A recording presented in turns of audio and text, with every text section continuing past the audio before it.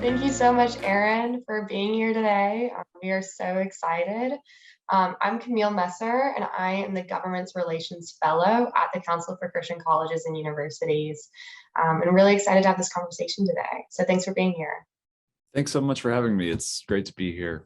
Wonderful. Yeah, just a little background. Dr. Aaron Griffith is the Assistant Professor of History at Whitworth University, who's explored the connection between evangelical Christianity and the American criminal justice system.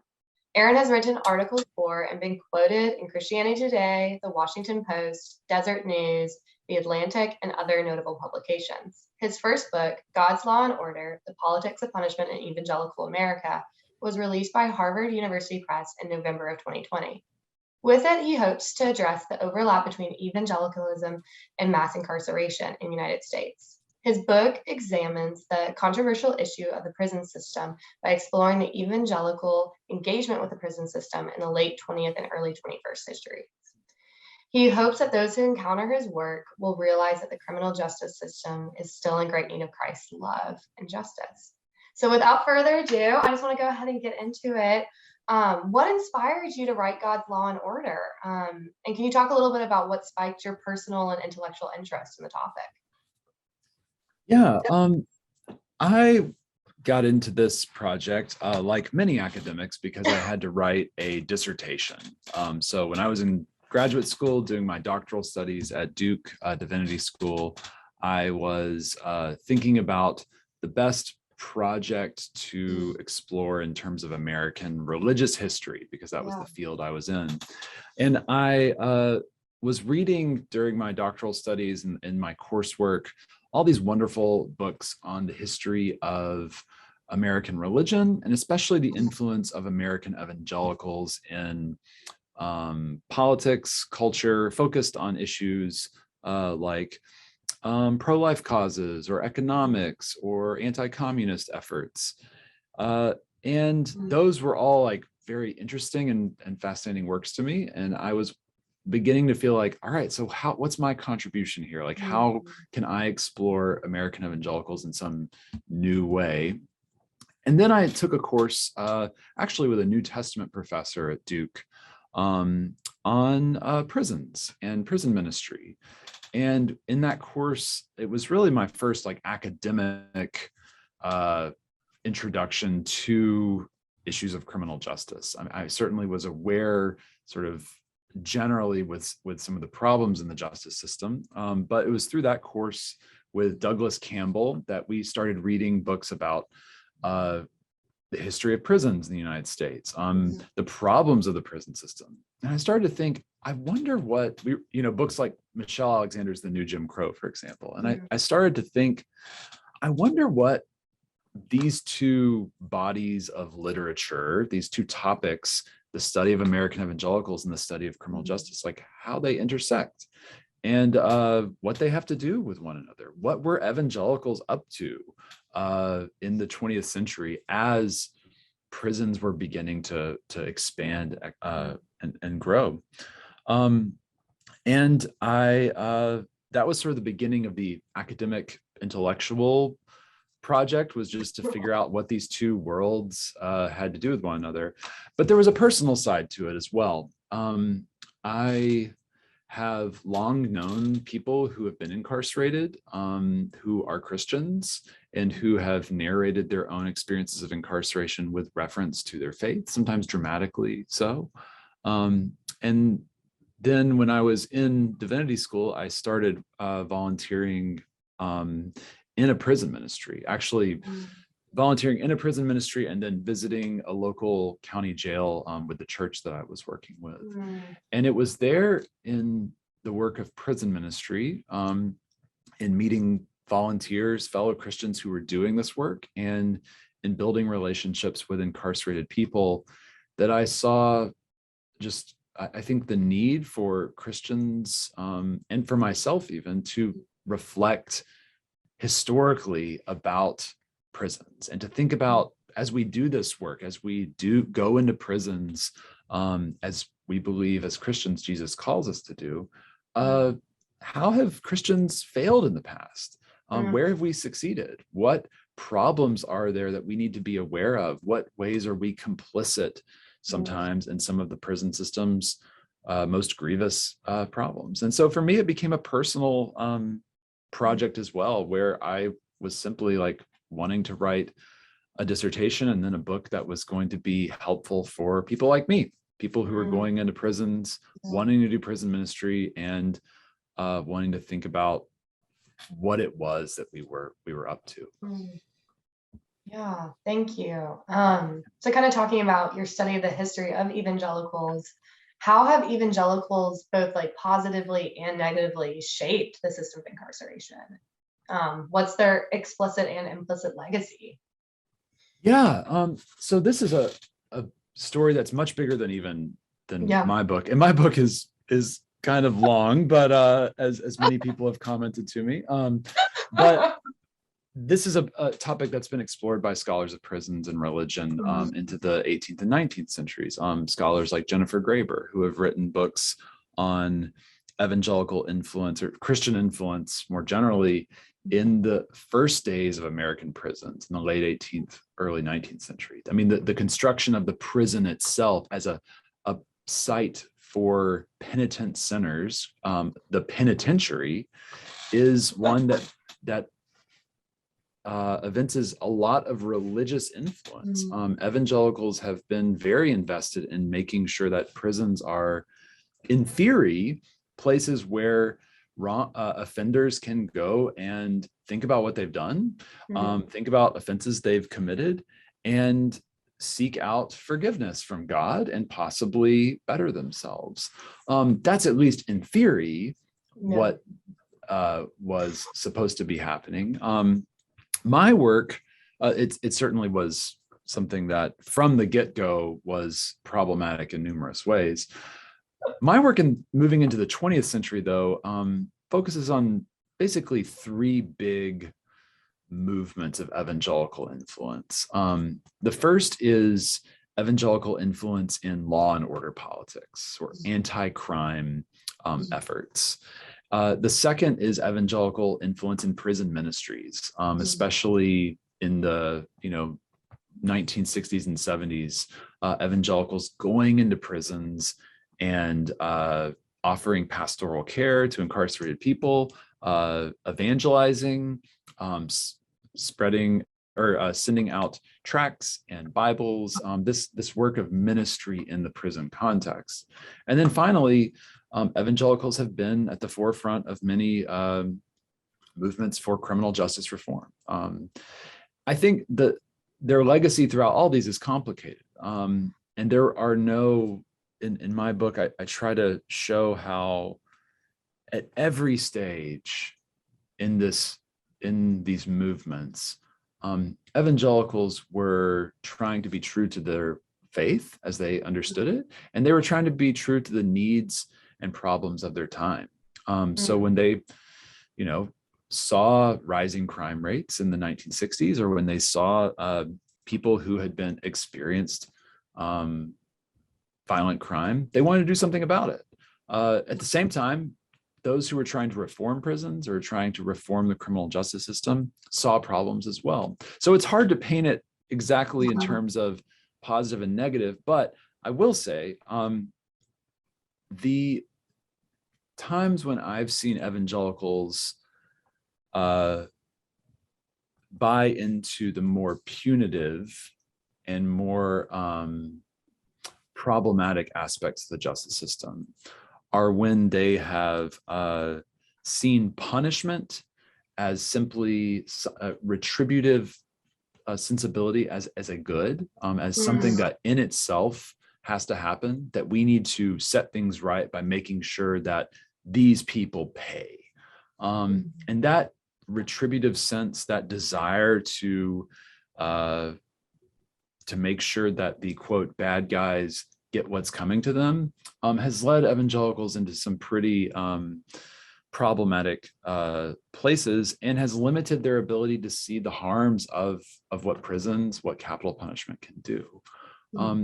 At their best, I think evangelicals have been as people who are committed to personal relationships and who see personal connection as an important part of their own faith, sometimes skeptical of systemic issues, but personally invested, I think evangelicals go into prisons, make friendships, build relationships with incarcerated people, and that those relationships have been important catalysts for change, not only personally for evangelicals, but for giving them a sense of the problems in the prison system, the problems that prisoners face on a daily basis, the inefficiencies, the inhumanities of the prisons system and the justice system. And I think that that's a site for change that evangelicals have been very sensitive to. Yeah, thank you for that. Moving on a little bit, some in this conversation might argue that we need a colorblind justice system to achieve Martin Luther King Jr.'s kind of vision in his I Have a Dream speech. Is that the right way to think about issues of justice and incarceration? To take like a little bit of a step back here, I think I make a big point in my book that the ways evangelicals engage the criminal justice system in the 20th century, we have to pay attention to race and the ways that white evangelicals especially saw what they were doing as a colorblind effort. For them, to put it somewhat perhaps overly simply, but this was certainly the idea, it doesn't matter who you are, it doesn't matter what color your skin is. If you do something bad, you should go to jail.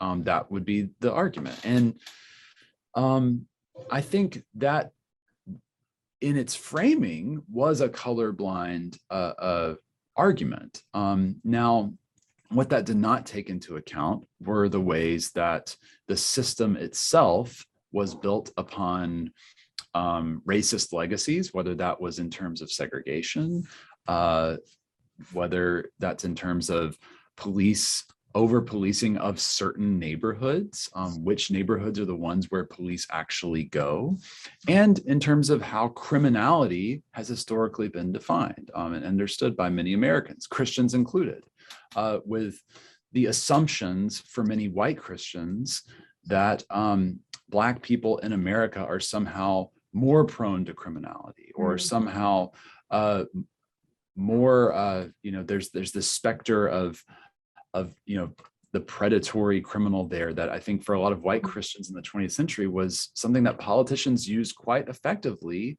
to scare voters into supporting really punitive policies. So that has to be like on the table. But I think to speak maybe more normatively, I think colorblindness, racial neutrality is fine as long as it's accompanied by a sense of radical change that's needed to overturn the legacies of racism and racial injustice in the United States. Like they have to go together.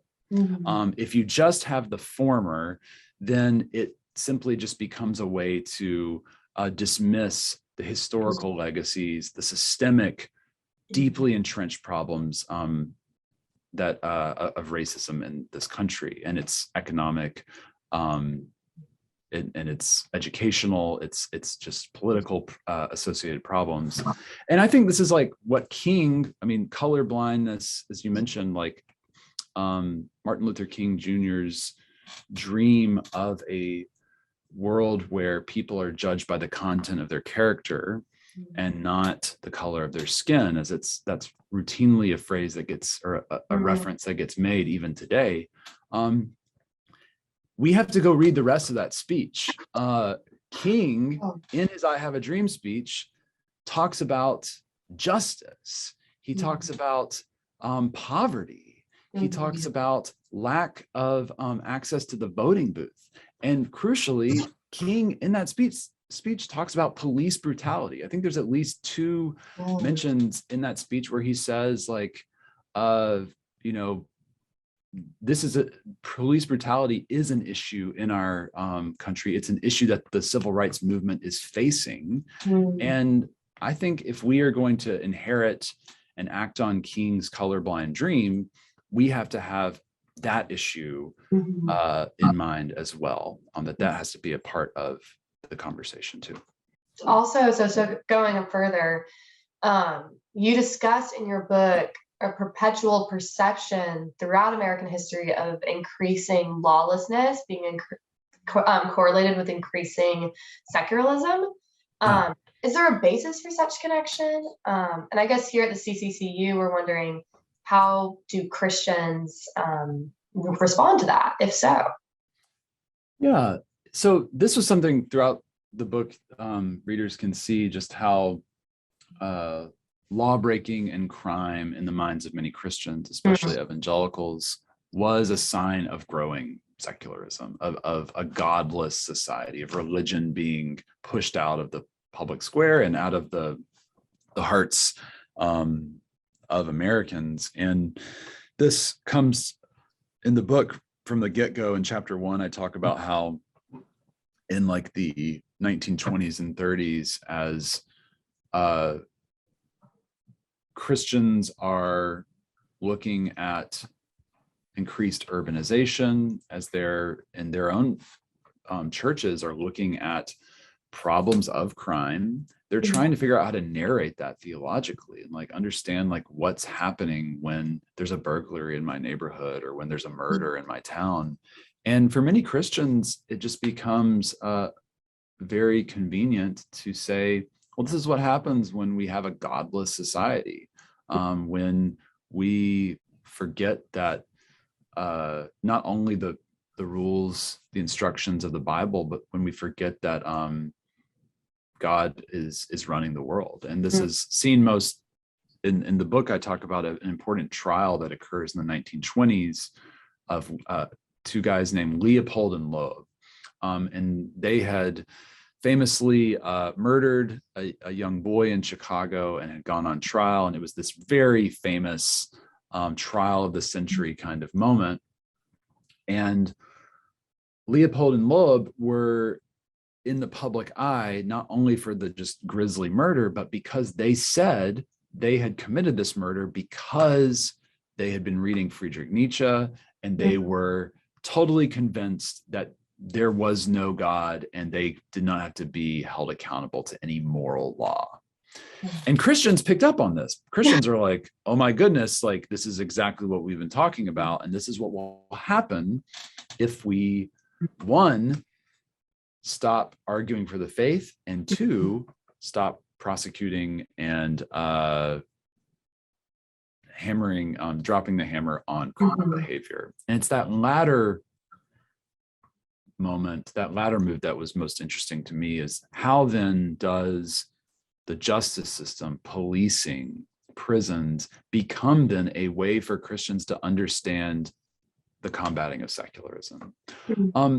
I think for me, like, and this is, I hope, something that folks at CCCU institutions can think about, and I think many are, but it seems to me that the problem here is not the willingness to consider how secularism may actually be a problem. I do think that like losing a religious impulse, and for Christians losing our robust theological heritage and language, is like a very big and concerning issue. But I think that Christians today need to focus less on notions of lawlessness and rule breaking, and more simply on justice and dignity. Are our laws, are our rules, are our policies oriented towards justice and human dignity? Or are they oriented just simply to making sure people check boxes and have all their ducks in a row and follow, just follow the rules? Like, we need to actually ask, like, are the rules themselves just and in accordance with how God would have us live? Wow, what a great answer. I'm gonna chew on that one for a while. So kind of thinking about Christian colleges and universities, what kind of role do they have in helping bring justice and reformation to prison systems? And particularly, we'd love to hear you kind of talk about prison education programs and kind of what benefit those have to helping the incarcerated. Yeah, I think Christian colleges, higher educational institutions have a very important role to play here in a couple of ways.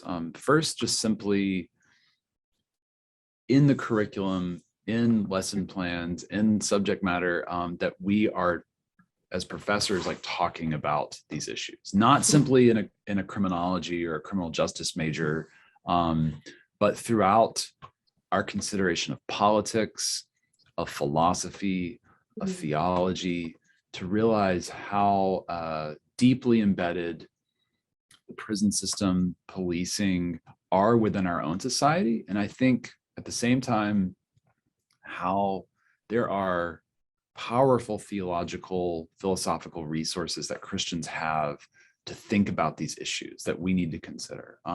Just simply, I mean, the Bible is just chock full of unbelievable stories and characters and ways of thinking about issues of justice and harm. From, thinking through Mosaic law to the fact that like Paul himself is like going to prison and writing, his letters in the prison contexts, and that Jesus himself was executed, that his execution was not simply some sort of it didn't just happen in the abstract, like he was bearing the brunt of an unjust system of punishment. And I think like at its best, Christian education attends to these questions with an eye towards why they matter for our present moment. That we have, I think, I'll just speak somewhat bluntly here, like Christians today, evangelicals right now, we are more than the political issues that often get handed to us by the media and by our own history and our own traditions. We can go in new directions and open up new possibilities for thinking about issues like the prison system. I think prison education, though, more specifically, is like the perfect route for where all this can go to work. And I've been really blessed to be able to teach, not at a CCCU school, but in a prison educational context at Washington University in St. Louis. And it was transformative for me. It was one of the most powerful educational contexts I've been in. And I've been really lucky to get to know people at Christian colleges doing prison education work. Places like North Park University and Seminary in Chicago, who in their School of Restorative Arts are bringing high quality Christian education into prisons in Illinois with the goal of both transformation of students' lives, students who are incarcerated, but also with an eye towards helping Christians and those invested in the university think critically about what we do when we incarcerate people. Like, why do we do this? And I am so inspired by North Park's program, Eastern University's program, and others that I'm aware of that are starting or that are already in existence, like Calvin. I want to see every CCCU school doing this work and finding like ways to not simply do prison evangelism or prison ministry, but to actually see the prison as a site for partnership and relationship, and for as a potential body of fellow learners. Yeah.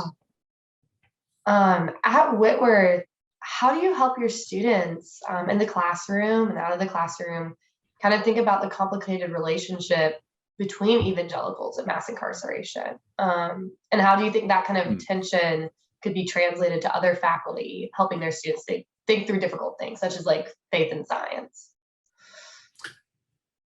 Yeah, a couple of things. I mean, for me, I'm still granted pretty new to Whitworth, so I'm still figuring this out. But at Whitworth and at other places I've taught, one of the things I try to do is just, as I mentioned earlier, like read the Bible with students and draw their attention to the numerous ways that the scripture gives us a language and sensibility to not only think about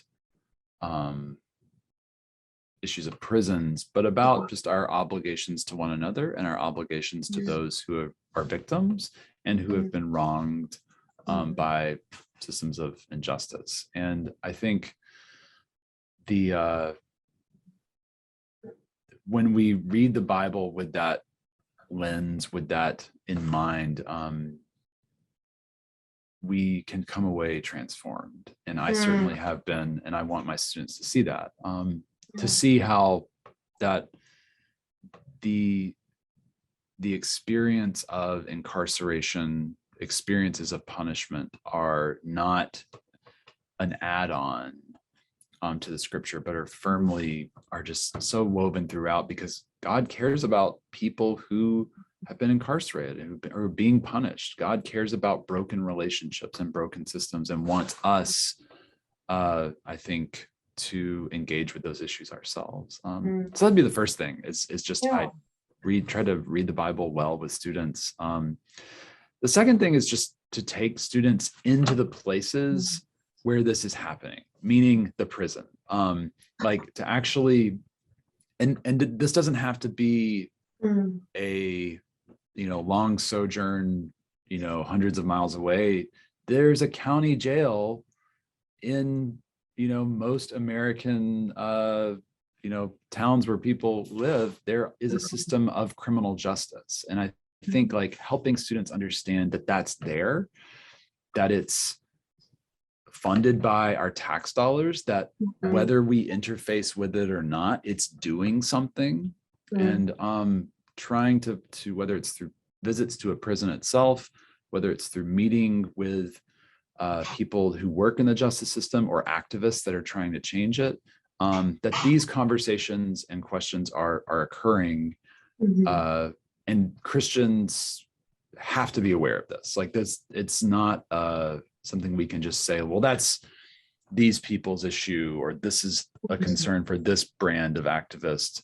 No, this is like something that if you drive on roads, if you are walking downtown somewhere, if you are interfacing at all in public with people, like you're being shaped by these logics, however good or negative, of surveillance, of a sense of who is, quote, suspicious or not. And we need to interrogate that and confront that as Christians. So yeah, that's, I think, big picture what I try to do though in the classroom. We're just curious, what has the response to the book been like since its publication? I guess what's your hope for its long-term impact for both readers and students? I've been like blown away by people that have read the book and want to talk to me about it. And I just am absolutely thrilled that I get to have conversations like this, because it started like very much as an academic project in grad school, and in a dusty, amidst dusty volumes on library shelves. And it's just kind of weird to like see, I'm sure many authors, or probably most authors would say this, like it's weird to see how it migrates from your sort of doodles on a sketch pad to a Word document to all of a sudden people are reading it and talking about it. And that's really fun and kind of scary to me. But I hope, the book is very much a work of American history, American religious history. And so I hope it's a book that appeals to people in that academic sense, that just want to learn more about the context and the broader historical questions related to crime and punishment, related to American religion.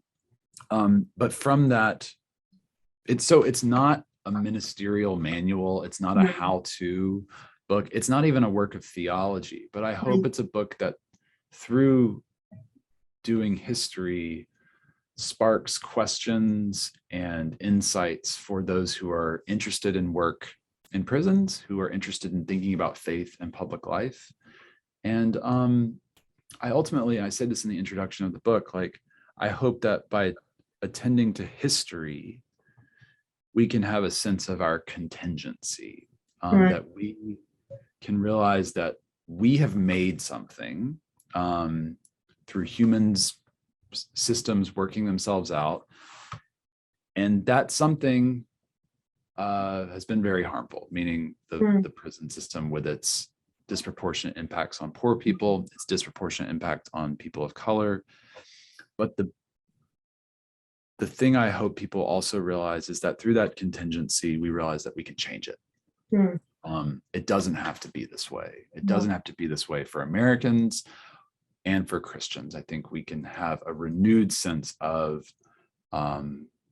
Jesus's leading here of not only going into prisons to minister, but of speaking out against the injustices, working to address these injustices that are there.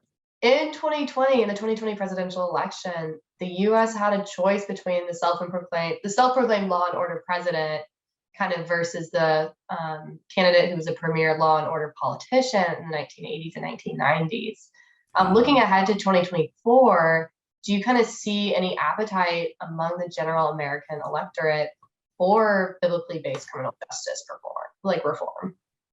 Yeah, that's a great question. This is something I try to talk about when I am giving lectures or talks in the book, is just how, I'll use their names. Like Donald Trump was saying he was the law and order candidate, and he embraced that title.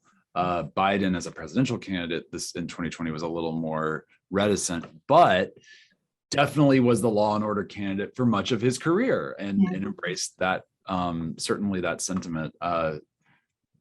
And was active in many policy initiatives that we now call like as part of the system of mass incarceration.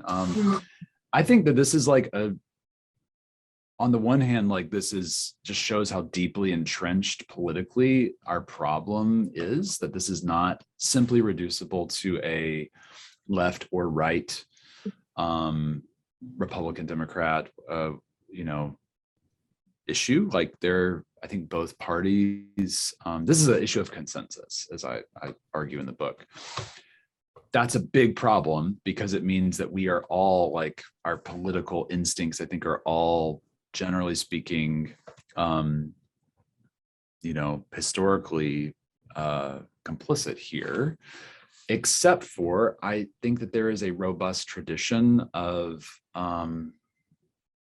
critique, and especially Christian critique, of calling those punitive instincts into question. And I think we need to draw on that. Like, we need to look at Christians in the past who have given us the language and sensibilities to resist, that have resisted these forces in the past, and ask like where they might be now. And this is a great gift for Christians today, because we can realize truly that God's ways are not our ways. And that hopefully we can realize something beyond the sort of bipartisan or just the answers that are presented to us so often by the media, of choosing one party or the other. No, I think we can actually look towards something that's far deeper, that's much richer in an account of human flourishing and dignity, that hopefully Christians of all political persuasions can look at and say, oh yeah, that's for me. That's what we need. And when I talk to conservatives, when I talk to progressives about this book, about the topic, like I'm often very encouraged at how, whatever their political instincts, most people can look at the prison system itself today and they realize there's a problem. They realize there's just inefficiencies, disparities, inhumane things going on. And I think no matter who they voted for, like, there's an interest in addressing that in some way. And that's good. And I think Christians need to jump on that. Yeah, oh, what a great answer. So, following the passage of the 1994 crime bill that included the ban on Pell Grants for incarcerated individuals, the number of prison education programs fell from 772 in the early 1990s to just 8 remaining in 1997. How was this piece of legislation received by American evangelicals? Did people even really notice? What was the response to this? Yeah, so the 94 crime bill was part of a larger law and order moment that wasn't, that I think was endorsed by both conservatives and many liberals as well. I mean, this is in the presidency of Bill Clinton. It's certainly a product as well, though, of Clinton's own sense of vulnerability coming from a resurgent like GOP controlled Congress. And at the time, I think many evangelicals, like many Americans, were very much on board with this. The exception being, and this is true of certainly the 70s and 80s, as well as the 90s, many African-American Christians were vocally opposed to this, like, because they would point out like, hey, like this actually is this kind of rhetoric and policy is harming our neighborhoods. It empowers the police to to ramp up their surveillance and work in our communities. It's not something that's affecting all neighborhoods equally. The ways drug laws, associated with whether it's the crime bill or earlier in the 1980s, I think those disparities were certainly had a racialized character as well. And so a lot of Black Christians were very aware of the problems here. And I think their voices were often not listened to. Now, one, we might say, voice of dissent was someone like Chuck Colson. Chuck Colson, who I write about a lot in the book, was someone who had done a lot of prison ministry in the late 70s and into the 1980s after his own experience in prison, his own conversion to Christianity. And it gave him a sense in the 1980s that the politics of law and order were not just and were ultimately not valid for Christians. And he wrestled with this into the 90s because he saw a lot of Christians who were tempted by the currents of law and order, whether it was the 94 crime bill or the war on drugs of the 80s. And Colson struggled with how to best make the argument of saying, we need to avoid this, like we need to avoid just like overt punitive sentiment without alienating his constituency, without alienating Christians who he wanted to reach. And I think he himself was conflicted about a lot of these issues as well. But I think sadly, voices like Colson ultimately, even as he was very influential in some ways, like in the 80s and 90s, like they were overwhelmed, voices like his were overwhelmed by these broader currents. I think we are in a different moment today, though. Like, I think we've realized, at least on some level, many Americans, that what happened in 94 was a problem and that something has to be different into the future. But I see now, I mean, just even, in the last couple of days, with Biden's State of the Union address, like him coming out and saying, like, very clearly, like, we are not about defunding police here in the Democratic Party. And obviously that is a very controversial issue for a lot of progressives and Democrats. And I think it will be interesting to see if someone like Joe Biden, but whoever is leading the way in Democratic politics following him, whether they continue to embrace that broad consensus tradition of anti-crime, pro-police politics, or if they go into a different direction. So I'm optimistic that there will be change, but we'll see.